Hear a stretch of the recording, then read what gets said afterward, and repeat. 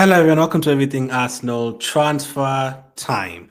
We are actually just 3 days away from the opening of the January transfer window, and it's going to be business time now. And this is the first one that we are without Edu for quite a long time. So I don't even know who's going to be handling the transfers at 10. Somewhere in the board, I don't know who's going to be handling the transfers. I just need a couple of forward players to be signed. So what I did say a couple of months ago, or a month ago, and Liverpool was starting to go 9-10 points ahead of us, I said, listen, we now just need to survive all the way to January. You need to survive. By surviving, I mean, don't lose any more games. Don't drop too many points. We dropped a few points against the likes of Everton, but the last 8 games we haven't actually lost, and the gap is still 6 points. Could be 9 if Liverpool win their game in hand. Now, the margin for error is very minimal. Now, there's been good performances where we've scored a lot of goals, like against Sporting, West Ham, Crystal Palace, but there's been a few where we literally dominated the entire game, but we didn't score enough goals. Everton is an example, and the recent game against Ipswich is an example. So we definitely do need forward players, and we're going to be talking about a couple here. And listen, we were talking about needing a striker. And then as the season went by, we talked about, oh my goodness, Trossard is not doing well, Martinelli is not doing well. You also need a left winger. Now Saka is injured, and people are saying Martinelli is not playing well on the right side. We need the right wing as well. Now, we're not going to sign 3 players. That would be miraculous. I don't expect us to sign 3 players. The most I think we'll sign is 2. Now, there's a transfer window where we signed Jorginho, Kivio, and Trossard. I think we signed all 3 of them in the same transfer window in the January, which was the first time that we ever signed that many players in a January transfer window. Before that, it was Kim Karlstrom, it was Aubameyang by himself, or Aubameyang and Mkhitaryan. It's a time we didn't sign anyone in January. Pretty much, we don't sign players in January. We do not sign players in January. But recently, it has changed. It has changed, and it has to change, because now competing for the league. Sorry, something entered my mouth. Now that we're competing for the league, we just have to sign players in January. And on top of that, we just don't have enough players this season. Like, if, God forbid, but if someone like Trossard got injured right now, Havertz will be really struggling for numbers. Like, we wouldn't have anyone to play there. So we need a couple of reinforcements in January, mostly forward players. Now, there's been talk about us potentially adding more defenders when Calafiori was injured, and Timbo was injured, and Zinchenko was injured, and Tierney was nowhere to be seen. We were looking again very short in defense. But I think goalkeeper-wise now we can say we're okay. Midfield-wise, I'd say we're okay right now with Merino, Jorginho, Rice, Partey, Odegaard, Nwaneri. We're okay with that as well. Defensively, Lewis Kelly has now emerged. He's really helped us. Probably man of the match against Ipswich in the last game. That emergence of Lewis Kelly has really, really helped us on that left back position. So we don't really have to worry much about that. And even if we were thinking about maybe Calafiori getting injured again, or Zinchenko getting injured again, we're okay there. Lewis Kelly is there. Kivio potentially will stay. I don't know who's going to leave. There's been talk about a couple of players leaving, but we don't have enough players, man. I don't think we're in a position to sell players. Now, we might have to sell players to bring in players, but we don't have enough players. I don't think we can sit down right now and say, okay, let us sell Jesus, Kivio, and someone else. Who else will play there? Like, we have a lot of competitions coming up. The FA Cup is coming up. We have Man United doing the semi-final of the Carabao Cup, a competition that I think we have to try and win this season. I predicted us to win. We have to win it. So Premier League is there. Champions League, 2 more games in January coming up. Like, if we didn't have Kivio in our team, there's a time where Gabriel was out and someone else was out, and Kivio was the only player who could play there. So I don't think we can afford to sell players. Maybe one, but I don't know who, because we don't have enough players. Forward line, we don't have enough players. Right now, even if we sign a striker, we'll need Jesus to cover on the wing, on Saka's wing, and Martinelli and Trossard to help out each other. Sterling is injured as well, so we don't have enough players. I don't think we're in a position to sell any players right now at all. So forward players, forward players, forward players. Which forward players are we going to get this January? Now, people are dreaming of Gyökeres. People are dreaming of Isaac. Someone like Isaac, I think it's just impossible. Newcastle are doing well. Now they're starting to look at top 4. There's no way you're going to get Isaac from Newcastle in January. And they have enough money as well. So unless Isaac really wants to leave the team, you're going to have to offer them something like 200 million for you to get them out of there. And it's not possible. So Gyökeres, maybe. But Isaac, I don't think it's possible in a January transfer window. So you're going to have to be very clever. You're going to be very good in terms of those, like someone like a Trossard. You see the way we signed Trossard 2 years ago. Was it 2 years ago? 2023. Yeah, basically this January is going to be 2 years ago because we signed him in January of 2022. Right, 2022 January. Why is it so confusing? Yeah, we signed Trossard not this January, it was the previous January, so that was 2023. It's 2 seasons ago, but it's 1 year ago. Like, it's crazy. Yeah, so yeah, January of 2023 when we signed Trossard. That kind of signing, because that season he came in and he had like 12 assists in the last 4 months. He improved us massively. Now you're going to need to get signings like that.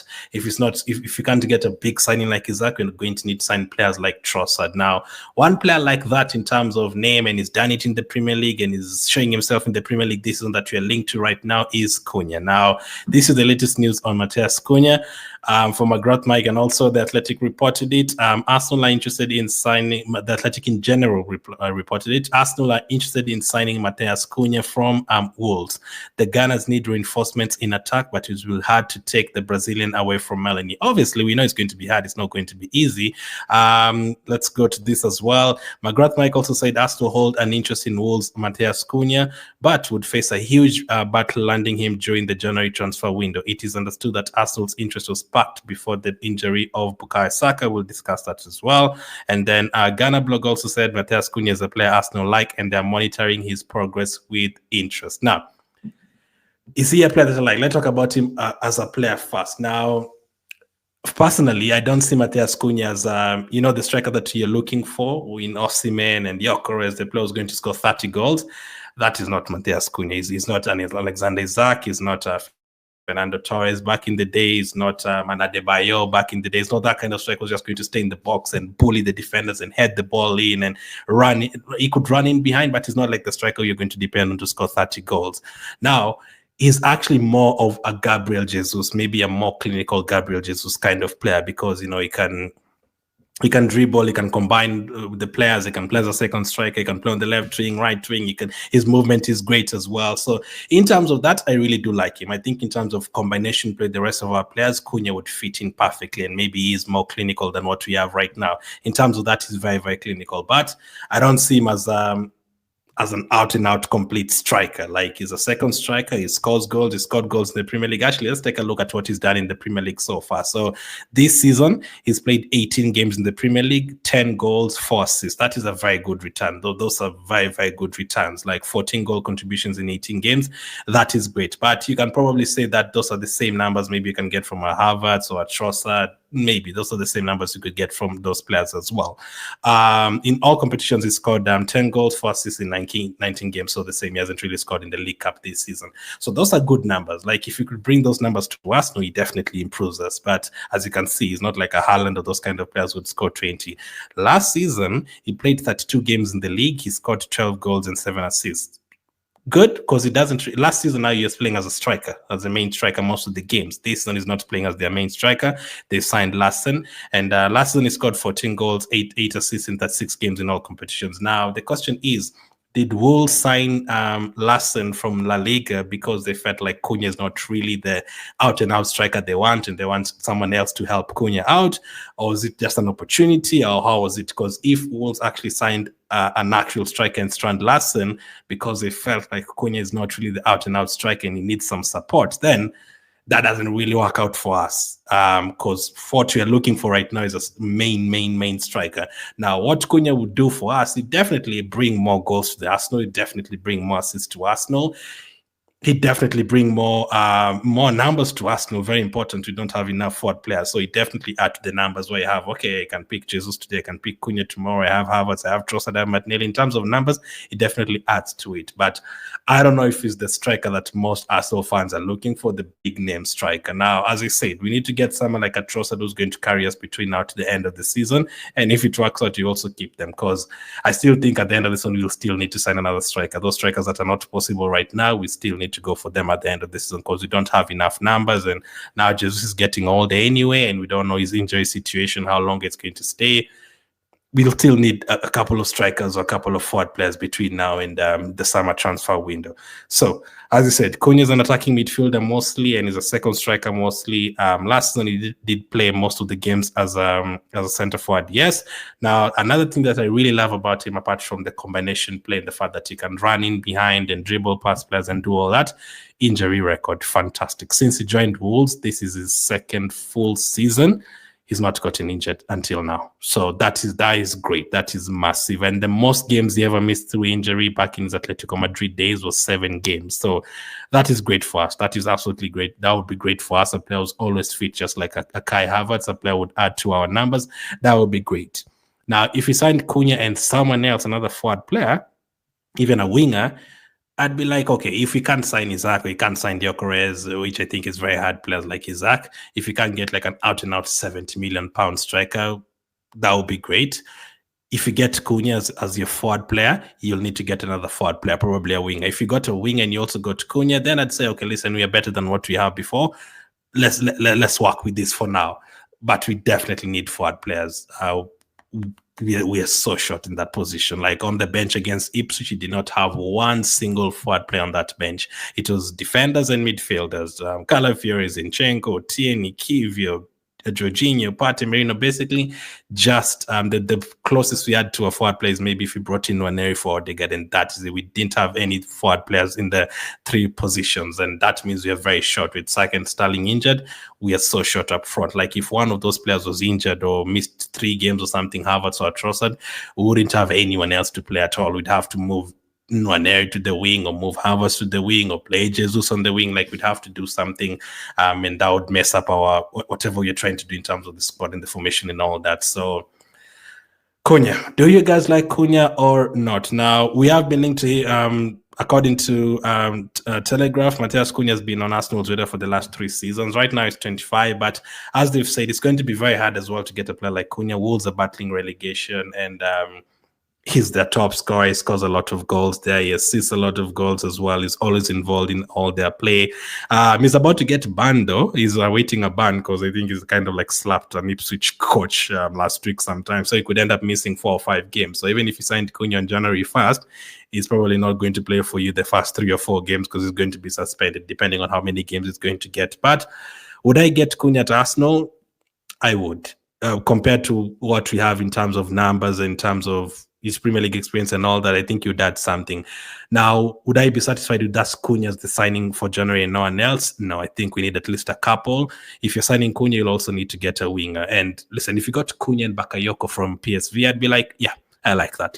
Let's work with that. That would satisfy me for sure. But just Cunha by himself, we'd still need more. I think we'd still need more. We don't have enough players, and you need more quality. Because for me, I'm different from what I don't know where Arsenal fans stand at this point. There's some others that have already given up. There's others that still believe you're going to win the league. Some others that believe we still have a good team. For me, I still feel like we did it last year. Let's win games and we can catch up with Liverpool. We have a good squad. For me, I still think Trossard can deliver. I still think Odegaard can deliver. I still think Havertz delivers for us. He scores every single game. But we need more. We need more. And now that Saka is out, we definitely need more. If Saka was not there, if Saka was there, maybe we'd be talking about, okay, let's just get one striker. But now that Saka is out, on top of us not having enough players and not being clinical for most games this season, we definitely needed a forward player. So forget about goalkeeper, forget about midfielder. Defensively, I think we're okay now. Let's just focus on the forward players now. For the next 2 transfer windows, let's focus on the forward players, because this team that we have right now, like even someone like a Lewis Kelly ends up creating 2 chances in a game. Timber creates a chance. Odegaard creates a couple. Rice creates a couple. If you combine that with the crosses that we have from Rice and Saka and all of those players, we could easily be scoring 4 or 5 goals every single game. We just need a forward player. This team 100% deserves to win trophies between now since the last 2 years. Like, we've played so well defensively, are so solid. We've been scoring a bunch of goals, but we know we can score more. We know in games like Aston Villa and Everton and Shakhtar, we could easily score more in those games. We need to do that. So Cunha, let me know, would you guys take Cunha to Arsenal? Depending on the price as well. If they told me like 40 million, I'd potentially do it. But it depends. If they're saying 70, 80 million, then it's that becomes difficult. But let's see. Cunha has been linked to Arsenal now. We'll need a signing like that. Like, he's a signing like Trossard, a player from a Premier League team, and he's done it in the Premier League before. And in terms of, he's not going to be too expensive. He's not the name that is going to like excite every Arsenal fan. I don't think Trossard excited every Arsenal fan, but he did the job for us the last season, that season, half of the season. This one, he hasn't been great, but he still chips in his goals and assists here and there, and he's still a player I can see who can be here next and still contribute. So Let me know what you guys make of Matheus Cunha to Arsenal. Next up, let's talk about a player who could be leaving. Obviously, news in terms of more news and more news. You're going to get more news as we get closer to January. But little news on Marquinhos. Despite talk of an agreement, Arsenal remain in ongoing discussions with Brazilian side Cruzeiro of an initial loan move for Marquinhos, which would also include an obligation to buy. This is according to Ryan Taylor Sports. So Marquinhos is an interesting one. I decided to include him in this video because he's a player who was supposed to be a backup for Saka, but never really made it. Like if Marquinhos had made it and he had been the answer for us, he'd have been playing right now when Saka is injured, but it didn't really work out. He's currently on loan at Fluminense. Cruzeiro ran him on loan and Arsenal wanted to be with an obligation to buy, so that means Arsenal do not really want him back. It doesn't work out. Like when he signed for us in 2022, again, players like Lokonga, players like, I think we signed them in the same transfer window, or no? Wait, no, I think Lokonga was previously. So yeah, those 2021, 2022 signings like Lokonga, Tavares, Marquinhos, we signed him. We had finished 5th in the Premier League table. We aren't anywhere near the Premier League, contenders. We didn't expect us to contend the very next season. So those kind of signings that we made, it was a 3 million signing from Brazil, easy transfer to do, backup for Saka. It wasn't that hard, but 2 years on, things have changed, man. Like our targets have changed. Those days you could afford to lose 9-10 games and still achieve whatever you wanted to achieve.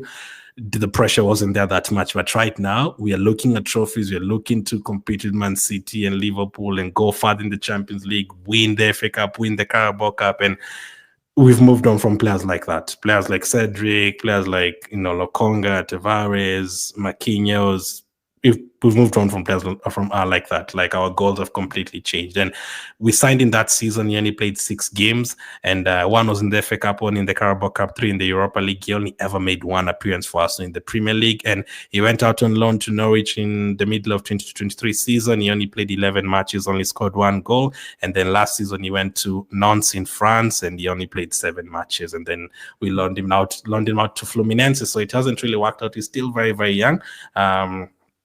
Is it 22 or something? He's still very young though. So listen, how much can we get for him? I don't know. If you can get that money back it was a gamble. Signings like those of Martinelli and Marquinhos is not always going to work out. For 3 million, it's not always going to work out. So you just hope that you've gotten a gem, and it doesn't really look like that. And yeah, we'll need to sell him and then move on from that. So hopefully let's get the money that we bought him for back, at least the 3 million, 4 million. That would be okay. But if you can make a 1 million a profit, that would be great. Let me know what you make about all that. The transfer news will now start obviously building up, and it's a very important transfer window for us, for sure. Very important transfer window. Let's survive the Brighton game and the Brentford game, those 2, January 1st, January 4th, and then hopefully we can get some early signings going. Thank you for watching, and I'll catch up with you guys on the next one.